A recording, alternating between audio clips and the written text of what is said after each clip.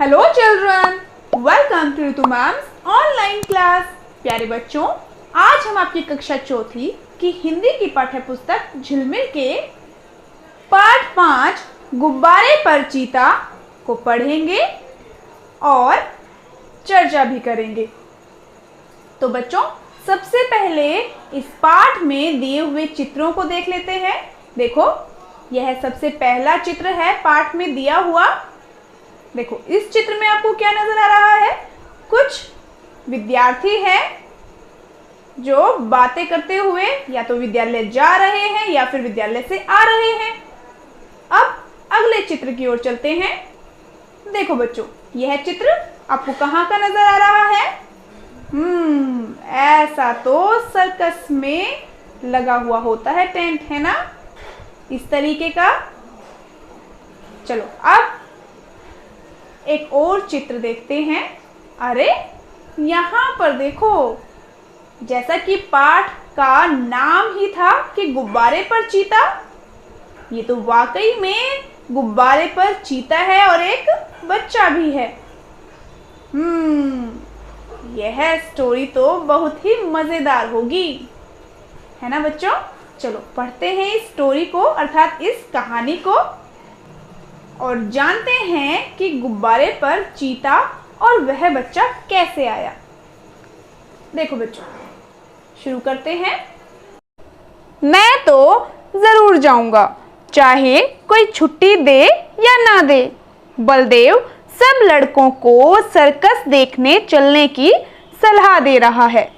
बात यह थी कि स्कूल के पास एक मैदान में सर्कस पार्टी आई हुई थी। सारे शहर की दीवारों पर उसके विज्ञापन चिपका दिए गए थे। लड़के तमाशा देखने के लिए ललचा रहे थे। पहला तमाशा रात को शुरू होने वाला था, मगर हेडमास्टर साहब ने लड़कों को वहां जाने की मनाही कर दी थी। इश्तिहार बड़ा आकर्षक था। आ गया है, आ गया है। जिस तमाशे की आप लोग भूख प्यास छोड़कर इंतजार कर रहे थे, वहीं मुंबई सर्कस आ गया है। आइए और तमाशे का आनंद उठाइए। बड़े बड़े खेलों के सिवा एक खेल और भी दिखाया जाएगा जो न किसी ने देखा होगा और न सुना होगा। लड़कों का मन तो सर्कस में लगा हुआ था। सामने किताबें खोले जानवरों की चर्चा कर रहे थे। देखो बेटा, अब यहाँ हमने क्या पढ़ा? हमने पढ़ा कि जो बलदेव है वह सभी लड़कों को सर्कस चलने की और सर्कस देखने की सलाह दे रहा है ना? क्यों? क्योंकि देखो, उन्होंने भी विज्ञापन पढ़े हैं। सर्कस के बड़े ही आकर्षक विज्ञापन लगे हुए हैं जो कि बच्चों को सर्कस देखने के लिए आकर्षित कर रहे हैं, है ना? देखो, इस तरीके की लाइंस लिखी हुई हैं कि आइए और तमाशे का आनंद उठाइए। बड़े बड़े खेलों के सिवा एक खेल और भी दिखाया जाएगा। तो जो बच्चे हैं वे यही सोच रहे हैं, चर्चा कर रहे हैं कि सर्कस में क्या क्या होगा, हम क्या क्या देखेंगे, और बहुत एक्साइटेड हैं, है ना? बहुत उत्सुक हैं सर्कस देखने के लिए। तो किताबें तो उनके सामने खुली रखी हैं, पर उनका ध्यान किताबों में नहीं है। ध्यान कहाँ है? सर्कस में। जैसे आप भी तो करते हैं ना, कई बार किताबें तो आपके सामने खुली होती हैं पर आपका ध्यान कहीं और ही लगा हुआ होता है। तो अब देखो, वो किसकी चर्चा कर रहे हैं? वो जानवरों की चर्चा कर रहे हैं कि क्यों कर शेर और बकरी एक बर्तन में पानी पिएंगे। देखो, शेर एक शाकाहारी जीव ना होकर मांसाहारी जीव है ना, जो कि मांस खाता है। तो शेर बकरी के साथ पानी कैसे पिएगा? क्या उसको पकड़कर खा नहीं जाएगा शेर? तो इसीलिए वो सोच रहे हैं कि शेर और बकरी एक ही बर्तन में पानी कैसे पिएंगे, और इतना बड़ा हाथी पैर गाड़ी पर कैसे बैठेगा। पैर गाड़ी जो पैर से चलाने वाली गाड़ी होती है, ठीक है बच्चों? अब पैर गाड़ी के पहिए बहुत बड़े बड़े होंगे। वो सोच रहे हैं कि हाथी इतना बड़ा है तो पैर गाड़ी कितनी बड़ी होगी, और उसके पहिए वो तो और भी ज्यादा बड़े होंगे। और तोता बंदूक छोड़ेगा। मतलब तोता बंदूक कैसे चलाएगा, और सब सोच रहे हैं बैठे बैठे। और वन मानुष बाबू बनकर मेज पर बैठेगा। ये सब कैसे होगा, वो यही चर्चा कर रहे हैं और सोच रहे हैं। अब देखो, अब आगे क्या होता है। बलदेव सबसे पीछे बैठा हुआ अपनी हिसाब की कॉपी पर शेर की तस्वीर बना रहा था और सोच रहा था कि कल शनिवार नहीं इतवार होता तो कैसा मजा आता। अब क्योंकि बलदेव को तो सर्कस देखने की बड़ी जल्दी लगी है। वह तो बहुत ही उत्सुक है सर्कस देखने के लिए। अब बलदेव ने बड़ी मुश्किल से कुछ पैसे जमा किए थे। मना रहा था कि कब छुट्टी हो और कब भागूं।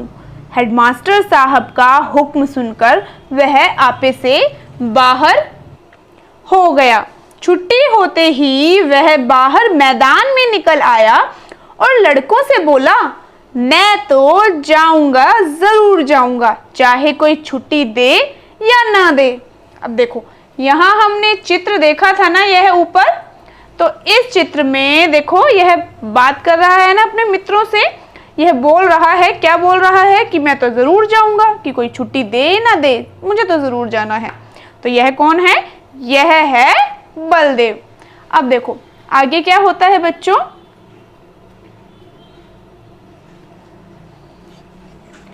अब मगर और लड़के इतने साहसी न थे जितना बलदेव था, यहाँ पर बताया हुआ है। कोई उसके साथ जाने पर राजी न हुआ। बलदेव अब अकेला पड़ गया, मगर वह बड़ा जिद्दी था।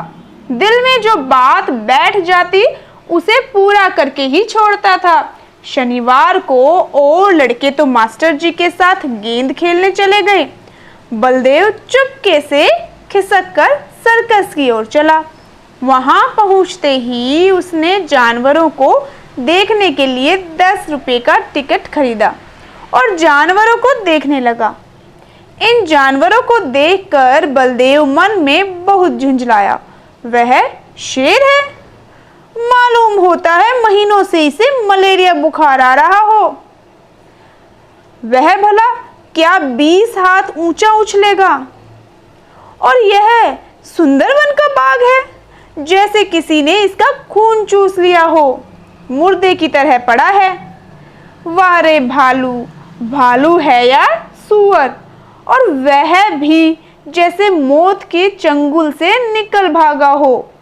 अलबत्ता चीता कुछ जानदार है और एक टांग वाला कुत्ता भी। देखो बच्चों, अब यहाँ बलदेव ने क्या क्या बात की। यहाँ जब बलदेव सर्कस में आया, किसको देखने? जानवरों को देखने। तो इन जानवरों को देखकर बलदेव का मन क्या हुआ? बड़ा दुखी हुआ, बहुत झुंझलाया। क्यों झुंझलाया? उसने क्या देखा कि जो शेर है, शेर कैसा देखा उसने? शेर ऐसा देखा कि जैसे उसे मलेरिया बुखार आ रहा हो, मतलब बहुत कमजोर शेर उसने देखा। उस कमजोर शेर को देखकर वह सोचने लगा कि यह शेर भला 20 हाथ ऊंचा कैसे उछलेगा, इतना कमजोर शेर है। और बाघ भी देखा उसने, तो ऐसा देखा जैसे मुर्दे की तरह पड़ा हो, है ना। और भालू भी क्या कह रहा है कि भालू जैसे सूअर हो और जो कि मौत के चंगुल से निकलकर भागा हो। मतलब जितने भी उसने जानवर देखे सबकी ही हालत बहुत बुरी देखी। और चीता तो उसको ठीक लगा, और जो कुत्ता देखा, कुत्ते की भी 3 टांग देखी उसने, एक टांग उसकी थी नहीं। तो बच्चों, यहाँ जितने भी जानवर उसने देखे सभी की हालत बहुत बुरी देखी। तो इससे बच्चों आपको क्या समझ में आया, बताओ मुझे। सोचो आप, मतलब सर्कस में जानवरों से सिर्फ खेल दिखाया जाता है, उनको खाने के लिए बहुत कम मात्रा में दिया जाता है, उनको ढंग से रखा नहीं जाता, मतलब उनकी देखभाल अच्छे से नहीं होती, उनको खाना अच्छे से नहीं मिलता। और पता है बच्चों, जो शेर जो चीता किसी भी जीव को देखकर तुरंत उस पर लपक कर उसे मारकर खा जाता है, यहाँ सर्कस में क्या होता है? सर्कस में उन्हें चाबुक हंटर के नीचे रहना पड़ता है। मतलब जो इनका मास्टर होता है वो क्या करता है? इनको चाबुक से कंट्रोल में करता है, इनको मार मार कर तब जाकर ये खेल दिखाते हैं। पता है आपको, जानवरों पर सर्कस में बहुत जुल्म किए जाते हैं और इनको पिंजरों में ही बंद रखा जाता है। क्या पिंजरे इनकी जगह है? बताओ इनकी असली जगह कौन सी है? जंगल। बच्चों, ये जंगल के जानवर हैं। क्या आपको कभी पिंजरे में बंद करके रखा जाए तो क्या आप रह पाएंगे? नहीं ना। तो इनकी असली जगह इनका जंगल है, ना कि सर्कस। पूरी जिंदगी इन्हें एक पिंजरे में ही बितानी पड़ती है। आप सोचें, अगर आपको पूरी जिंदगी एक पिंजरे में रहना पड़ जाए तो आपको कैसा लगेगा? क्या आप रह पाएंगे? तो इसीलिए बच्चों, बेचारे जानवरों की भी बहुत बुरी हालत थी, क्योंकि ना तो उनका मन लगता है सर्कस में, उन्हें ज़बरदस्ती वहाँ खेल दिखाने पड़ते हैं उस हंटर के डर से, चाबुक के डर से, और ना ही उन्हें भरपेट भोजन मिलता है। तो देखो बच्चों, यहाँ तक हमने पढ़ा था, आगे चलते हैं। देखो, अब आगे लिखा है कि यह कहकर बड़े जोर से हंसा। कौन हंसा? बलदेव। उसकी एक टांग किसने काट ली? दुम कटे कुत्ते तो देखे थे, पैर कटा कुत्ता आज ही देखा। और यह दौड़ेगा कैसे? उसे अफसोस हुआ कि, क्या अफसोस हुआ बच्चों उसको? उसे अफसोस हुआ कि गेंद छोड़कर यहाँ नाहक आया। मतलब बेकार में ही आया वह, गेंद छोड़कर, अपने गेंद का खेल छोड़कर। 10 रुपये भी गए। इतने में एक बड़ा भारी गुब्बारा दिखाई दिया। उसके पास एक आदमी खड़ा चिल्ला रहा था, आओ चले आओ, 4 रुपये में आसमान की सैर करो। अभी वह उसी तरफ देख रहा था कि अचानक शोर सुनकर वह चौंक पड़ा। देखो कैसा शोर था वह। देखो यहाँ चित्र में दिखाई दे रहा है ना आपको, कितना बड़ा गुब्बारा है यह इस आदमी के हाथ में। यह कह रहा है कि आओ आसमान की सैर करो। अब देखो, अब जब अभी वह उसी तरफ देख रहा था कि अचानक शोर सुनकर वह चौंक पड़ा। फिर कर देखा तो मारे डर के उसका दिल कांप उठा। क्यों कांप उठा? देखो, वही चीता न जाने किस तरह पिंजरे से निकलकर उसी की तरफ दौड़ा चला आ रहा था। बलदेव जान बचाकर भागा। इतने में एक और तमाशा हुआ। इधर से चीता गुब्बारे की तरफ दौड़ा। जो आदमी गुब्बारे की रस्सी पकड़े हुए था वह चीते को अपनी तरफ आता देखकर बेतहाशा भागा। बलदेव को और कुछ न सूझा तो वह झट से गुब्बारे पर चढ़ गया। देखो बच्चों, अब जब चीता गुब्बारे की तरफ भागा आ रहा था, दौड़ा आ रहा था, तो जो आदमी गुब्बारे की रस्सी पकड़े हुए था ना, वह डर गया उस चीते से और उसने क्या किया? वह बेतहाशा भागा। बेतहाशा का क्या अर्थ होता है बच्चों? इसका अर्थ होता है बिना इधर उधर देखे तेजी से भागना। ठीक है, तेजी से मतलब, और भागा। अब बलदेव क्या था? बलदेव भी डर गया। बलदेव ने क्या किया? वह झट से गुब्बारे पर चढ़ गया। अब चीता भी शायद उसे पकड़ने के लिए कूदकर गुब्बारे पर जा पहुंचा। गुब्बारे की रस्सी छोड़कर तो वह आदमी पहले ही भाग गया था।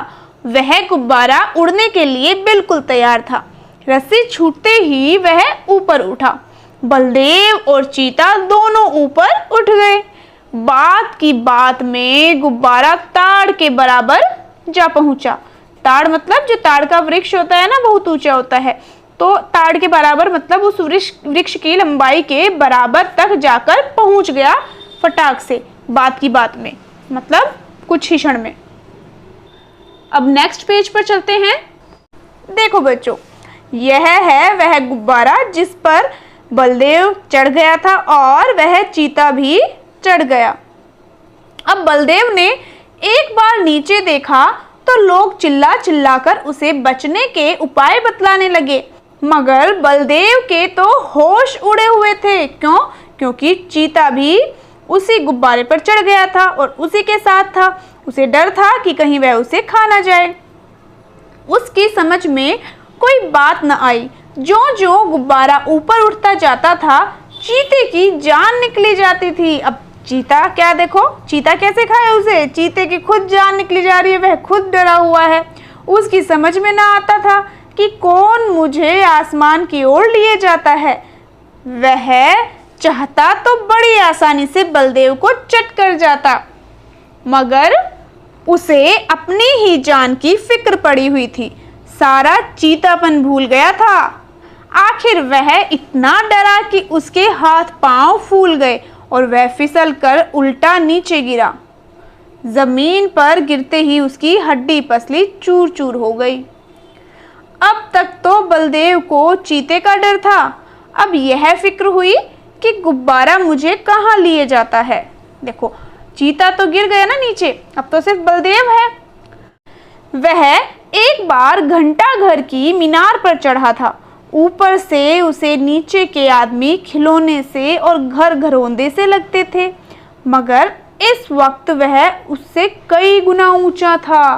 तो अब कैसे लगे होंगे देखो, वह नीचे जो व्यक्ति या फिर कोई भी खिलौने हैं या घर हैं वो कैसे लगते होंगे, बिल्कुल छोटे छोटे से, है ना। एकाएक उसे एक बात याद आ गई।